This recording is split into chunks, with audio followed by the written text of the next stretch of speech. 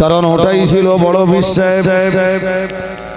সৈয়দ মহিউদ্দিন আব্দুল কাদিরুল জিলানী রহমাতুল্লাহ আলাইহি হুজুরের মায়ের দেওয়া উপদেশ, কখনোই তুই মিথ্যা বলবি না, কারণ মিথ্যাবাদীদের উপরে আল্লাহর গজব নাযিল হয়।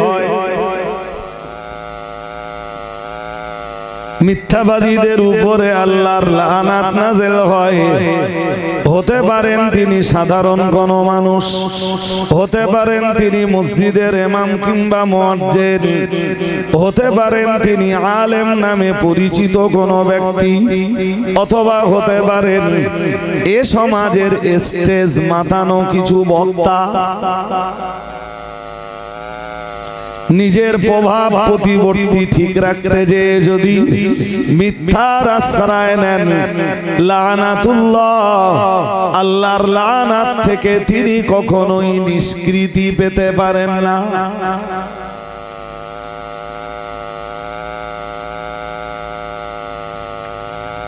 আপনাকে উঠতে বসতে চলতে ফিরতে ওই আয়াতটাকে স্মরণ রাখতে হবে।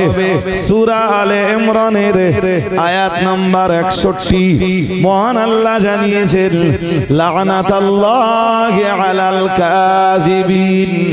মহান আল্লাহ জানিয়েছেন আল্লাহ পাকের লানাত, আল্লাহ পাকের লানাত মিথ্যাবাদীদের উপর। বলুন নাউজুবিল্লাহ। আর একটু জোর করে বলেন। সে মিথ্যা কথা যদি কেউ ধর্মীয় পরিমণ্ডলে দাঁড়িয়ে বলে, গুনাহ আরো বেশি।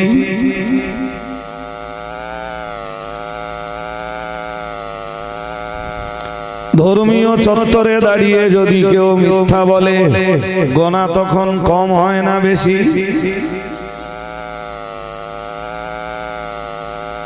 এমনি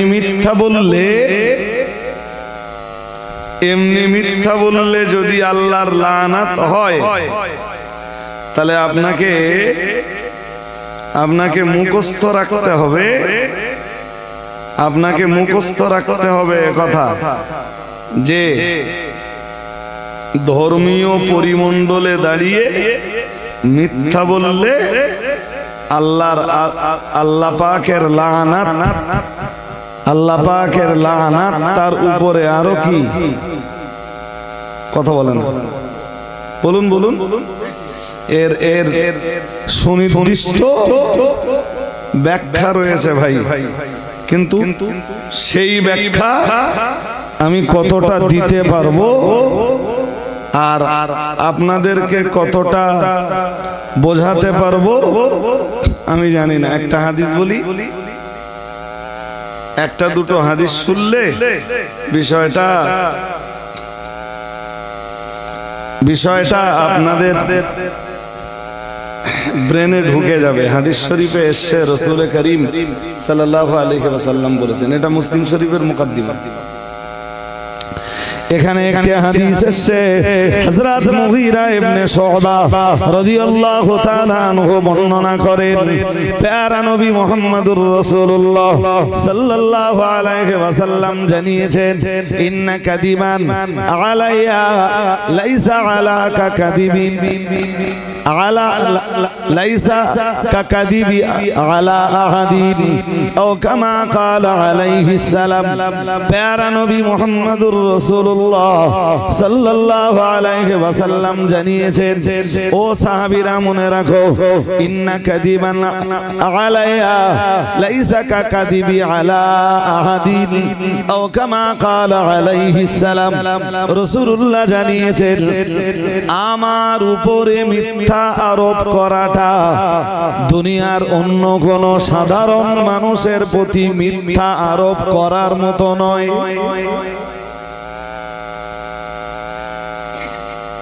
কথা কি বুঝতেছেন?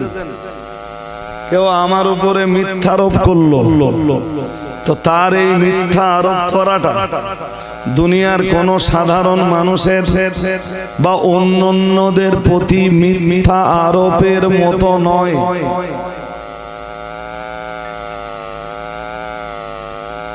ধরুন আমার উপরে কেউ মিথ্যা আরোপ করল, এই মিথ্যারোপটা আর একজন রসুলের উপরে মিথ্যারোপ করলো, ওই মিথ্যারোপটা দুই মিথ্যারোপ একরকম। জোরে বলুন। তাহলে রসুল বুঝিয়ে কথা কি বুঝতে অসুবিধা হচ্ছে নাকি? হ্যাঁ, ঘুম পাচ্ছে আপনাদের হালকা হালকা? হ্যাঁ না, দুই একজন দুর্বল হয়ে যাচ্ছে, চোখ দেখলে বুঝতে পারি না, পারবো না। হ্যাঁ, ইন্নাকা দিবানা আলাইয়া লাইসা কাকাযিবিন আলা আহাদ ও কামা ক্বালা আলাইহিস সালাম। রাসূলুল্লাহ ওজন্যই জানিয়েছেন আমার উপরে মিথ্যা চাপিয়ে দেওয়াটা দুনিয়ার অন্য কোন মানুষের প্রতি মিথ্যা চাপিয়ে দেওয়ার মতো নয়। এজন্যই আমি বলেছিলাম ধর্মীয় পরিমণ্ডলে দাঁড়িয়ে মিথ্যা কথা বলা আরো মারাত্মক।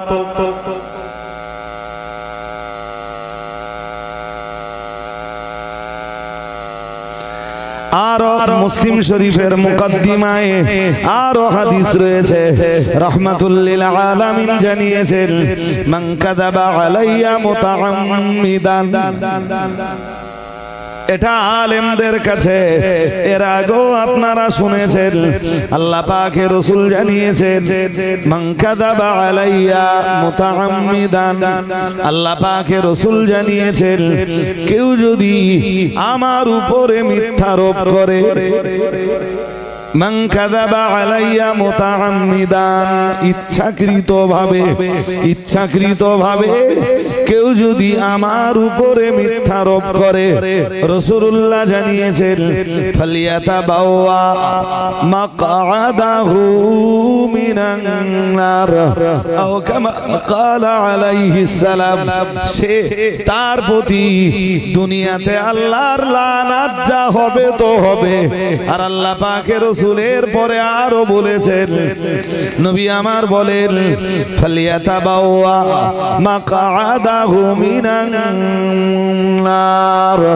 রাসূলুল্লাহ জানিয়েছেন সে যেন জাহান্নামের একটা সিট নিজের জন্য রিজার্ভ করে নিল। বলুন নাউযুবিল্লাহ। আর একটু জোর করে বলেন। রসুলের উপরে মিথ্যারোপ বলতে রাসূলুল্লাহ যে কথা বলেননি সেটা রাসূলুল্লাহর বলে সমাজের কাছে চালিয়ে দেওয়া।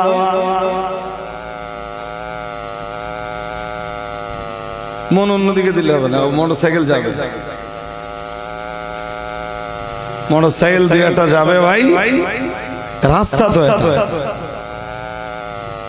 এটা তো কারোর বাড়ির আঙিনা নয়। কি বলে, উড়ন বলে, কি বলে, এটা তো কারোর বাড়ির উঠোন নয় জি, যে গাড়ি টাড়ি যাবে না, গাড়ি যাবে ওদিকে মন দিলে হবে না, আমার দিকে মন দিয়ে শুনতে হবে। কি বলেছি শুরুতে, কি বলেছিলাম বলুন, মনে আছে? বলেছিলাম আল্লাহর লানাত কাদের উপরে হয়, আজকে তাই নিয়ে আলোচনা করব। তো এক নম্বরে কি বলেছি, সূরা আলে ইমরানের 61 নম্বর আয়াত দিয়ে বলেছি মিথ্যাবাদীদের উপরে আল্লাহর লানাত। আর এখন তারই ব্যাখ্যা রূপে বলছি যে ধর্মীয় পরিমণ্ডলে দাঁড়িয়ে মিথ্যা কথা বলা আরো মারাত্মক। শুধু মারাত্মক নয়, রাসূল বলেই দিয়েছেন কেউ যদি আমার উপরে মিথ্যারোপ করে সে যেন জাহান্নামের একটা সিট নিজের জন্য রিজার্ভেশন করে নিল।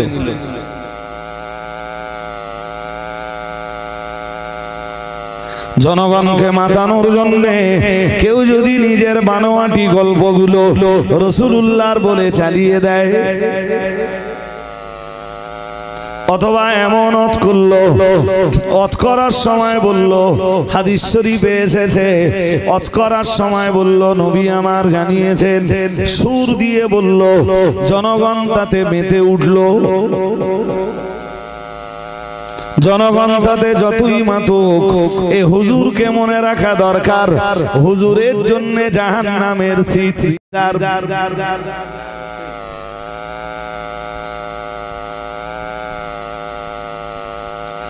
ও কথা যদি সুর দিয়ে বলা হয়, জনগণের কাছে যদি মিষ্টি মনে হয়, তাহলে মনে রাখা দরকার ওটা নিঃসন্দেহে মিশ্রিত ছুরি, কাটবে তবুও মিষ্টি লাগবে।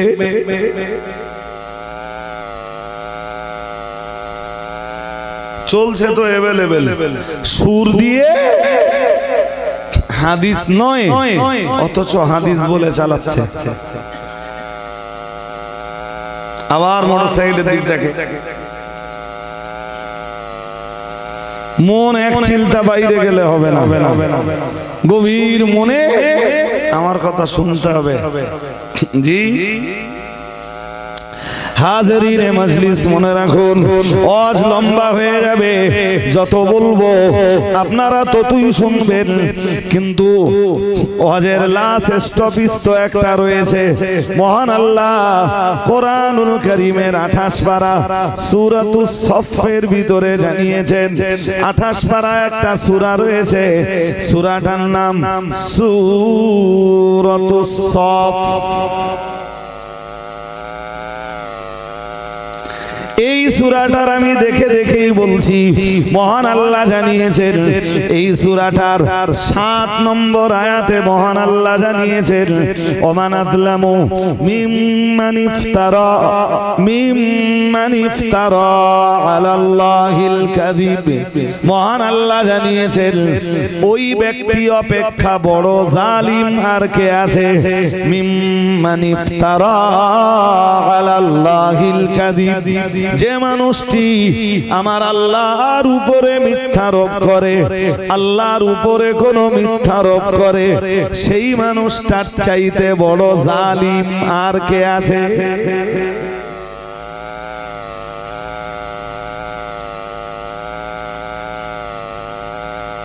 শুনছেন নাকি? সবাই শুনছেন? মনোযোগ আছে? আছে?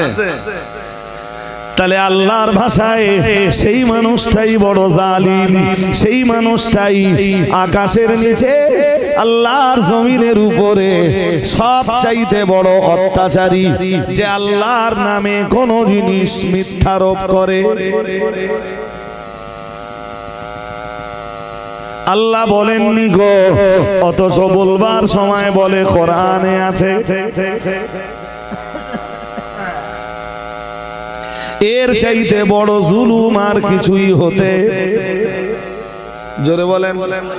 তাই তো বলতেছেন ওমান আযলামু, কে আছে তার চাইতে বড় জালিম?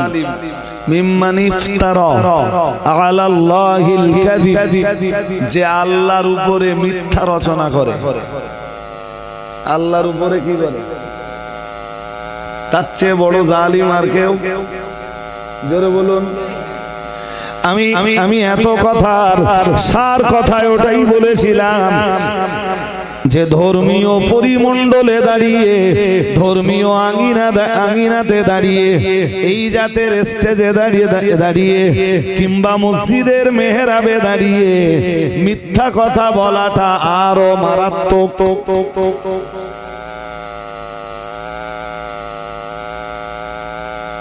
এমনি মিথ্যা যে ভালো সেটা বলি, সেটা কি বলেছি আমি? বলিনি। সেটাও বলেছি কি তাতেও আল্লাহর লানত হবে। আর মিথ্যা যদি ধর্মীয় পরিমণ্ডলে দাঁড়িয়ে হয়, সে অপরাধের শেষ। বলুন, তার জন্য জাহান্নাম, জাহান্নাম, জাহান্নাম, সে কখনোই হেদায়েত পাবে না। আল্লাহ কোরআনের ওই আয়াতের শেষ অংশে বলেন, কোন আয়াত? সূরা সফের 7 নম্বর আয়াতের শেষ অংশে আল্লাহ বলেন, আল্লাহু লা ইয়াহদিল কওমায যালিমিন।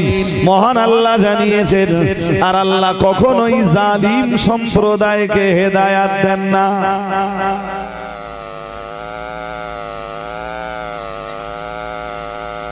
আমার এই কোরআন হাদিসের বক্তব্যের কেউ যখন জবাব না খুঁজে পাবে, হালে আর যখন পানি না পাবে, তখন ব্যক্তি আক্রমণ করবে।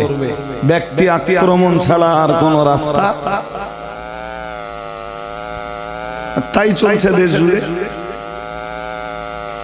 মুফতি সাহেবের বক্তব্যের কাছে যখন লাজবাব হয়ে যায় এবং কোরআন হাদিস দিয়ে যখন জবাব দেওয়ার মতো আর কোনো রাস্তা না থাকে, তখন তারা শুধু বলে কোম্পানি কোম্পানি কোম্পানি। হ্যাঁ না বলবেন তো? তাই বলছে তো। আর কোন রাস্তা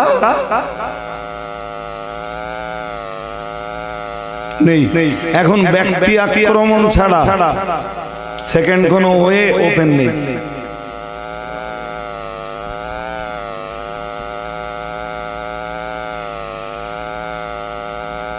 ভাই এই কড়া মিথ্যার কথাই বা বলবো, কড়া মিথ্যার কথাই বা বলবো। বক্তৃতা জগতে যে মিথ্যাগুলো জি ওয়াজের নামে চালিয়ে দেওয়া হচ্ছে, সে তো লজ্জাস্কর ব্যাপার।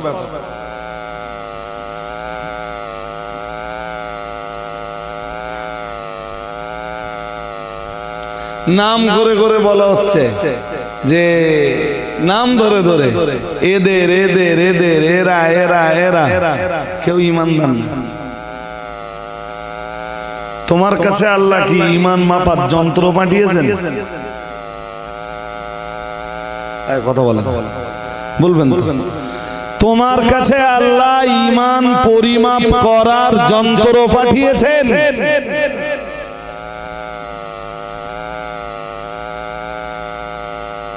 তুমি কেমনে কাফের বলো?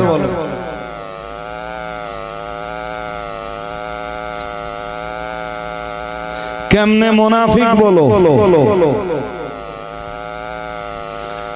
জবান আছে তাই।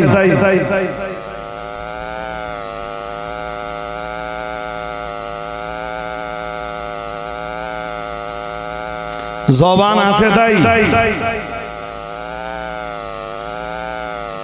হিসাব দিতে হবে না। চলুন কোরআনুল কারীমের আরো একটি আয়াত দেখে নেওয়া যাক। 26 পারা, সূরাটার নাম সূরা কফ।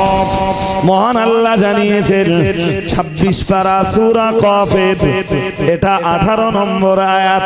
মহান আল্লাহ জানিয়েছেন মা ইয়ালফিযু মিন কাওলিন ইল্লা লাদাইহি রাকীবুন আতীদ।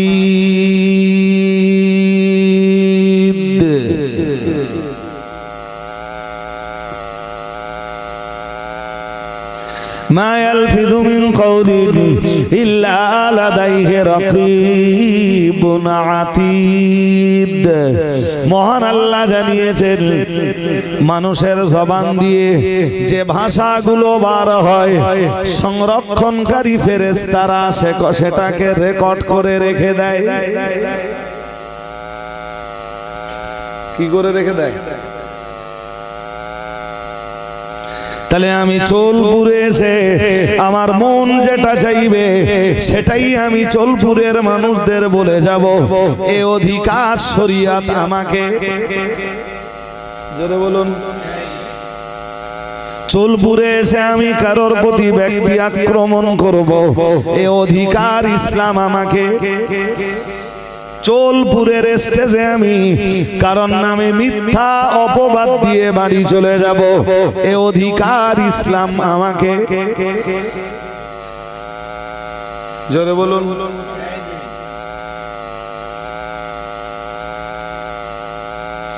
কেউ চোর নয়, আমি যদি তাকে চোর বলি, একটা লোক চুরি করিনি, লোকটা চোর নয়, আমি যদি তাকে চোর বলি, তাহলে প্রথম অবস্থায় লোকটার উপরে চাপিয়ে দেওয়া হলো। আপনি বলবেন কি চাপিয়ে দেওয়া হলো? আমি তার জবাবে অবশ্যই বলবো লোকটার উপরে অপবাদ চাপিয়ে দেওয়া হলো। আমি একটা হাদিস আপনাকে শোনাই, ও ভাইরা আমার মনে রাখুন, চট করে একটা হাদিসে নবাবীর গল্প শুনিয়ে দেই, শুনবেন? হ্যাঁ না জোর করে বলেন, শুনবেন তো? শুনবেন। ছোট্ট একটা হাদিসে নবাবীর গল্প শুনিয়ে দেই। প্রিয় নবী মুহাম্মদুর রাসূলুল্লাহ সাল্লাল্লাহু আলাইহি ওয়াসাল্লামের প্যারা সাহাবী হযরত আবু হুরায়রা রাদিয়াল্লাহু তাআলা আনহু বলেন, নবী একদিন সাহাবীদেরকে জিজ্ঞেস করলেন, ও সাহাবীরা, আতাদুরুনা মাল গীবা, ও সাহাবীরা তোমরা কি বলতে পারো গীবাত কাকে বলা হয়? আচ্ছা এইটা আমারে একটু একটু বুঝিয়ে বলেন দিন যে গীবত কাকে বলা হয়।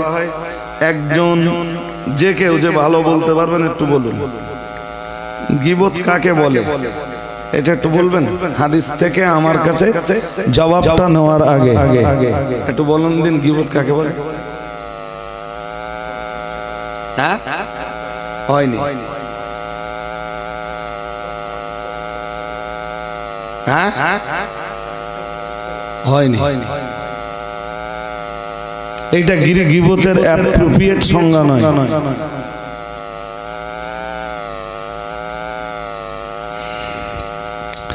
হাদিস শরীফ বিবরণ দিয়েছে, প্রিয় নবী মুহাম্মদুর রাসূলুল্লাহ সাল্লাল্লাহু আলাইহি ওয়াসাল্লাম একদিন সাহাবীদেরকে ডাক দিয়ে বললেন, ও আমার সাহাবীরা তোমরা কি বলতে পারো আতাদুরুনা মাল গীবা, ও আমার সাহাবীরা তোমরা কি বলতে পারো গীবাত কাকে বলা হয়?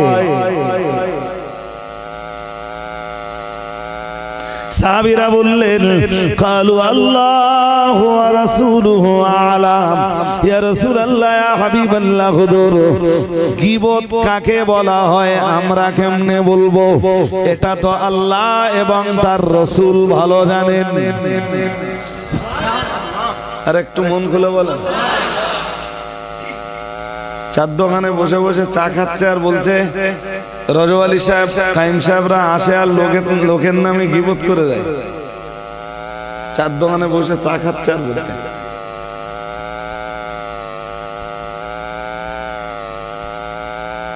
গীবতে তুই কি বুঝিস?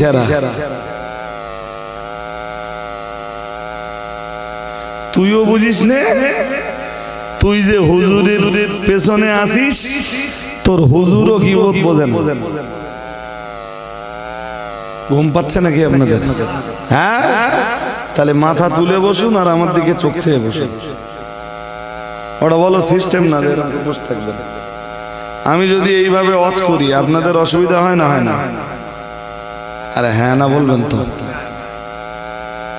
আমি যদি এরম ভাবে ওয়াজ করি, কথা বললাম, মাইকটা একটু টেনে এরম ভাবে ওয়াজ করলাম, আপনাদের দিকে একবারও তাকালাম না, অসুবিধা হয় না? হয় না?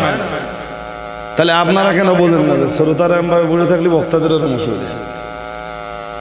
ওরম নিয়ম আছে না তো?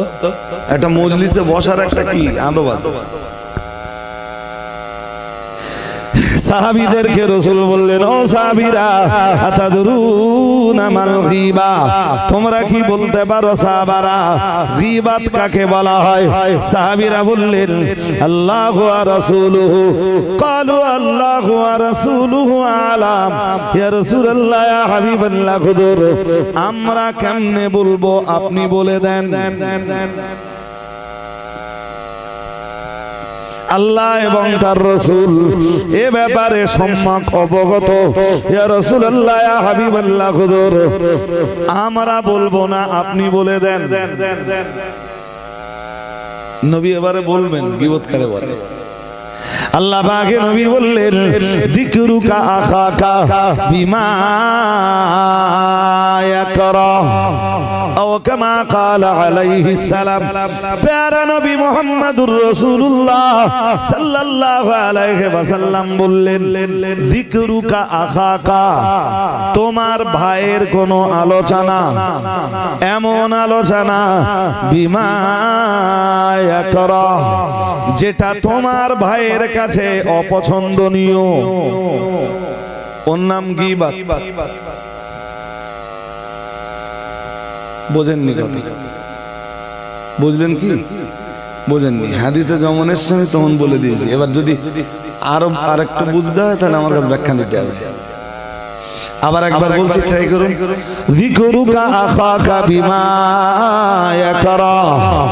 রাসূলুল্লাহ বললেন, তোমার ভাইয়ের নামে এমন কোন আলোচনা যেটা সে অপছন্দ করে, সেটা সামনেও হতে পারে পিছনেও হতে পারে।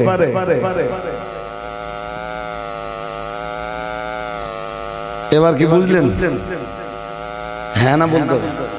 তোমার কোন ভাইয়ের নামে তোমার এমন কোন আলোচনা যেটা সে অপছন্দ করে,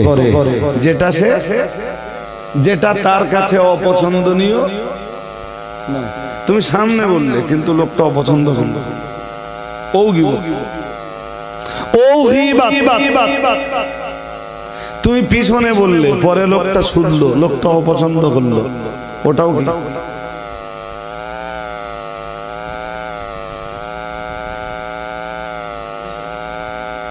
এক কথা না, ওর ব্যাখ্যা আছে জি। তবে ওর ব্যাখ্যা নিতে গেলে আমারও সময় দরকার, আপনাদেরও ধৈর্য দরকার। কোরআনুল কারীমের 26 পারা সূরা হুজুরাতের 12 নম্বর আয়াতের তাফসীর শুনতে হবে, তাফসীরে রুহুল মাআনি থেকে। শুনলে ক্লিয়ার। গীবত সম্বন্ধে জলসা জুলুসে যত রকম আলোচনা হয়, অধিকাংশ আলোচনা জলসা জুলুসে, অধিকাংশ মজলিসে গীবত সম্বন্ধে যা আলোচনা হয়, সেই আলোচনা অধিকাংশ ক্ষেত্রে কি বলেছি, কথা উপদ্য না গীবতের এক্সাক্ট সংজ্ঞাটা বলা হয়, না গীবতের রূপরেখা সূরাতগুলো ব্যাখ্যা করা হয়, আর না কোন কোন ক্ষেত্রে গীবত জায়েজ সেগুলো মানুষের কাছে তুলে ধরা হয়।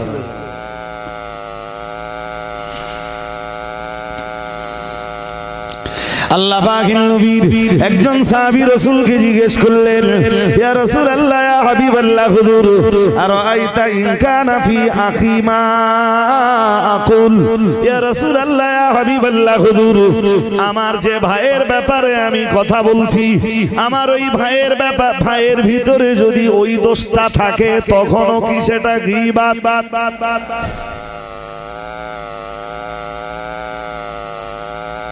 শুনছেন? ইয়া রাসূলুল্লাহ, ইয়া হাবিবাল্লাহ, হুজুর সাহাবী একজন জিজ্ঞেস করলেন, বললেন, হুজুর আমার ভাইয়ের নামে আমি যা বলছি, যদি আমার মুসলিম ভাইয়ের ভিতরে ওই দোষটা থাকে, হুজুর তখনও গীবত? শুনছেন নাকি? হুজুর তখনও কি গীবত? প্যারা নবী মুহাম্মদুর রাসূলুল্লাহ সাল্লাল্লাহু আলাইহি ওয়াসাল্লাম, আল্লাহ পাকের নবী বললেন, ও আমার সাহাবী মনে রাখো, আমি মুহাম্মদুর রাসূলুল্লাহ সাল্লাল্লাহু আলাইহি ওয়াসাল্লাম বলছি,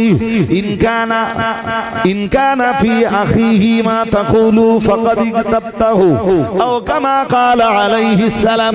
প্যারা নবী মুহাম্মদুর রাসূলুল্লাহ সাল্লাল্লাহু আলাইহি ওয়াসাল্লাম, আল্লাহ পাকের নবী বললেন, ও আমার সাহাবী মনে রাখো, আমি মুহাম্মদুর রাসূলুল্লাহ সাল্লাল্লাহু আলাইহি ওয়াসাল্লাম বলছি, তুমি যা বলছো সে দোষ যদি তোমার ভাইয়ের ভিতরে থাকেও, তবুও তুমি তার নামে গীবত করলে।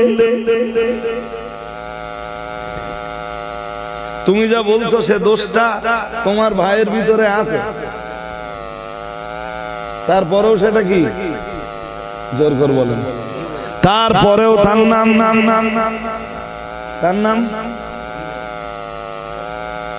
হবে না। কেন হবে না? একটুখানি ওয়েট করেন। এই পর্যন্ত আপনাকে ঠিক রাখতে হবে যে গীবত কাকে বলে। এই পর্যন্ত যদি আপনি না নেন, তাহলে পরের কথা আপনি নিতে পারবেন না। তুমি যা বলছো সে দোষ যদি তোমার ভাইয়ের ভিতরে থাকে তবুও তুমি গীবত করলে। ফাকাদ তাবতাহু, রাসূল বললেন তুমি তার নামে গীবত করলে। ওয়াইল্লাম ইয়াকুন ফীহি, প্যারা নবী মুহাম্মদুর রাসূলুল্লাহ সাল্লাল্লাহু আলাইহি ওয়াসাল্লাম বললেন, ও আমার সাহাবী মনে রাখো, ওয়াইল্লাম ইয়াকুন ফী আখিহি, প্রিয় নবী মুহাম্মদুর রাসূলুল্লাহ সাল্লাল্লাহু আলাইহি ওয়াসাল্লাম বললেন, আর তুমি যা বলছো তোমার ভাইয়ের ভিতরে যদি ওই দোষ না থাকে, ফাকাত বাহাত্তাহু, রাসূল বললেন তখন তো তুমি তোমার ভাইয়ের নামে অপবাদ দিলে। বুঝতে পারেন কি দিলে? তুমি যা বলছো সেই দোষ তোমার ভাইয়ের ভিতরে। শাশুড়ি আর বৌমা ঝগড়া হচ্ছে, তা শাশুড়ি বৌমার নামে যা বলতেছে সেই দোষে বৌমা একটাও দুষ্ট না। এর মানে এটাই দাঁড়ালো শাশুড়ি বৌমার নামে যেটা দিল হাদিসের পরিভাষায় ওটাকে বলা হয় তুহমাত। কি বলা হয়? ওটা গীবত নয়, ওরে হাদিসের ভাষায় কি বলে? তুহমাত। কি বলে? প্রিয় নবী মুহাম্মদুর রাসূলুল্লাহ সাল্লাল্লাহু আলাইহি ওয়াসাল্লাম বললেন, ফাকাদ বাহাত্তাহু, তাহলে তো তুমি তোমার ভাইয়ের নামে তোহমত দিলে, তুমি তো তোমার ভাইয়ের উপরে বুহতান চাপিয়ে দিলে। কোরআনের ভাষায় ওটা বুহতান। সুবহানাকা হাদা বুহতানুন আযীম। পড়ুন আল্লাহু আকবার। কোরআনের ভাষায় ওটা বুহতান, তোহমাত। হাজিরিনে মাজলিস মনে রাখুন, আমি আপনাকে বলছি বৌমা শাশুড়ির নামে যা বলল, শাশুড়ি আদৌ সে দোষে দুষ্ট নয়, কিন্তু ঝগড়ার সময় শাশুড়ি বৌমার নামে চাপিয়ে দিল। ও বাবাজিরা ভাইরা, কিংবা বৌমা শাশুড়ির নামে চাপিয়ে দিল। ছেলে বিয়ে দেওয়া হয়েছে কিন্তু বৌমা পছন্দ হয়নি, বৌমাকে তাড়াতেই হবে, বৌমার নামে চাপিয়ে দেওয়া হলো জেনার অপবাদ। গোটা গ্রাম রটে গেল অমুকের বৌমা জেনা করেছে, আদৌ জেনার সাথে মেয়েটার কোনো সম্পর্ক নেই, ওর উপরে চাপিয়ে দেওয়া হলো তোহমত।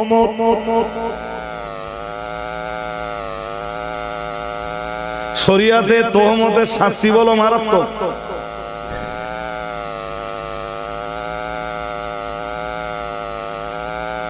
ধরুন আপনি চাকরি করেন, আপনি স্কুলে সার্ভিস করেন, পাশ থেকে কালিমুল্লাহ বলল ও চাকরি পেয়েছে ঘুষ দিয়ে।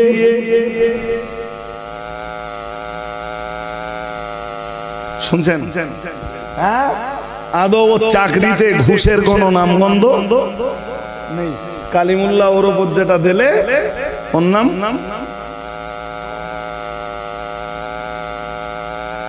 লম্বা দাড়ি রেখে, জি, মাথায় টুপি দিলে শুধু হুজুর হওয়া যায় না।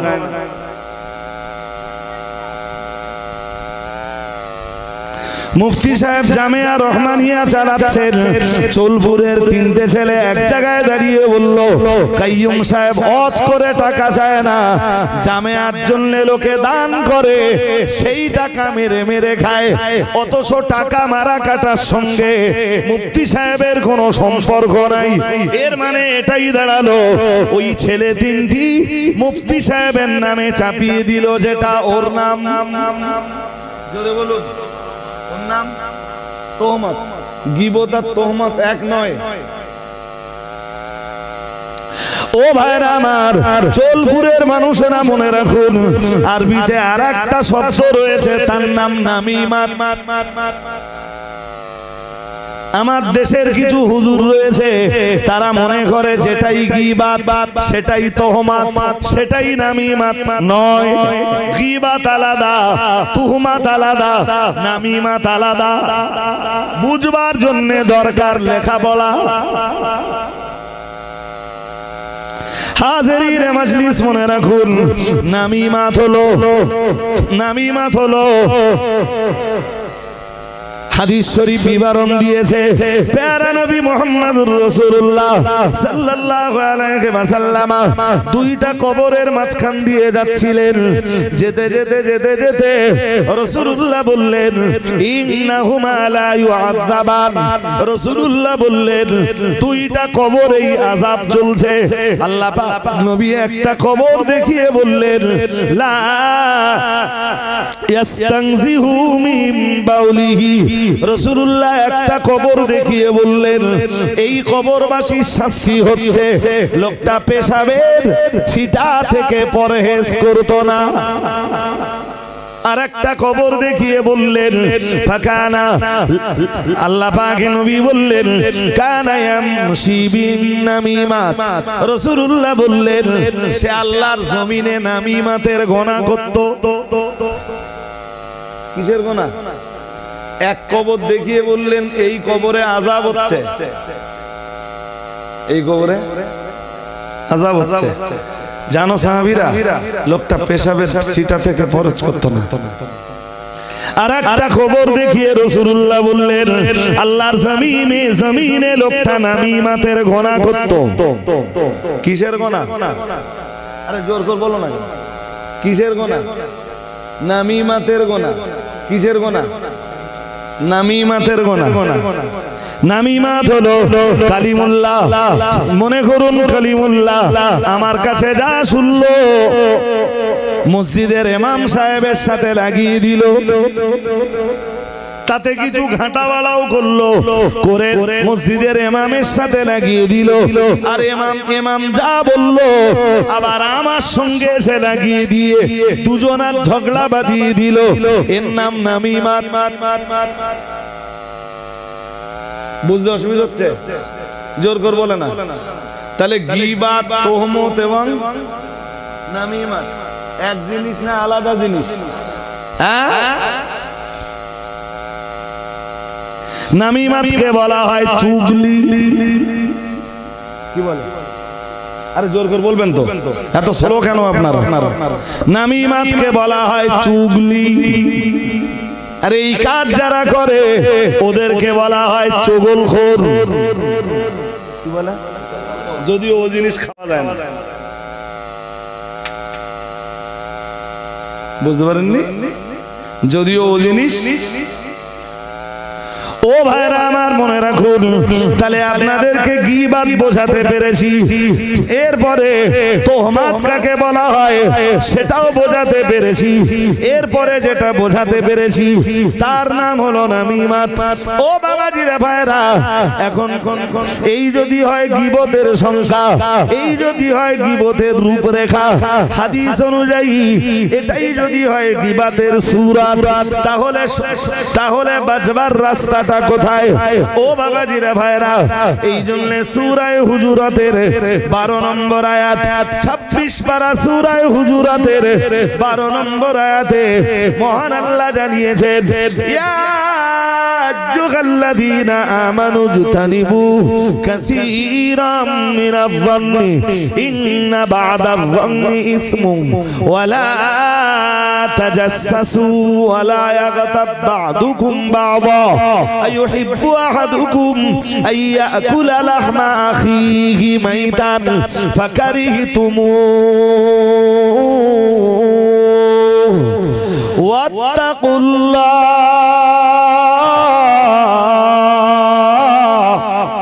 মহান আল্লাহ জানিয়েছেন আমি সব কথা আজকে বলতে পারবো না, সময় পেয়ে উঠবো না। শুধু যেটা দরকার এই সূরাটার ভিতরে সূরা হুজুরাতের 12 নম্বর আয়াতে আমার আল্লাহ একটা অংশে এসে জানিয়েছেন ওয়ালা ইয়াগতাব বা'দুকুম বা'দা।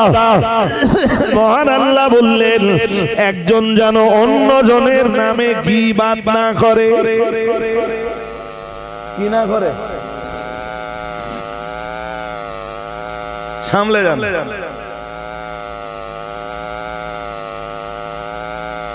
ওই আয়াতের ব্যাখ্যায় দুনিয়া বরেণ্য মুফাসসিরিনে হযরতরা লিখেছেন এমন 6টা পজিশন আছে যে 6টা পজিশনে গীবত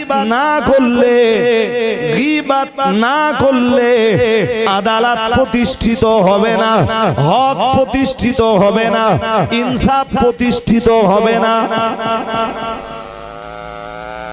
মনে করুন আমার বাড়ি আপনার বাড়ির পাশে, 30 বছর ধরে আমি আপনার বাড়ির পাশে বসবাস করছি। হঠাৎ একদিন সকাল বেলায়